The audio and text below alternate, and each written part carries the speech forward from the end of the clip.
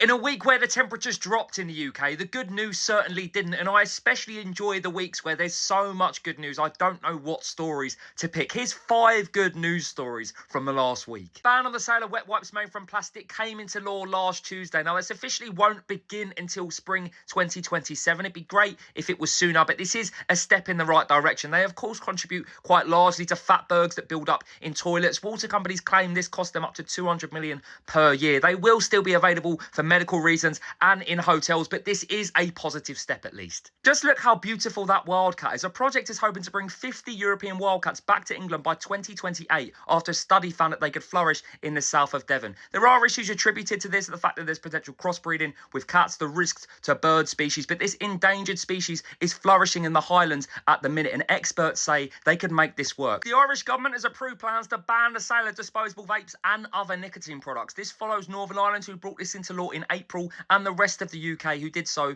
in June. There's recently been a crackdown on those who've been flaunting this rule, with now companies expected to put QR codes on them so authorities can track the legality of them. This is a step in the right direction, not just from an environmental perspective, but also to protect the younger generations as well. The long-awaited crackdown on touts selling tickets more than they originally bought them for will finally be banned. The government has announced legislation that stretches across live events, including comedy, sport, theatre, music, and it is so overdue and a step in the right direction. The arts should be accessible to everyone, and it is about time this happens. They've also announced a cap on service fees. Finally, there is a powerful momentum building in putting an end to cervical cancer. The World Health Organization announced a target of 86 million girls in the most deprived countries to be vaccinated against this by the end of 2025. That target has now been met. The HPV vaccine is known to have a very good success rate. A study in 2024 found that young women who had that vaccine in Scotland were found to not have the cancer at all. Science. Another week of fantastic news. There is so much goodness out there. I will see you next week. Have a good week in the meantime.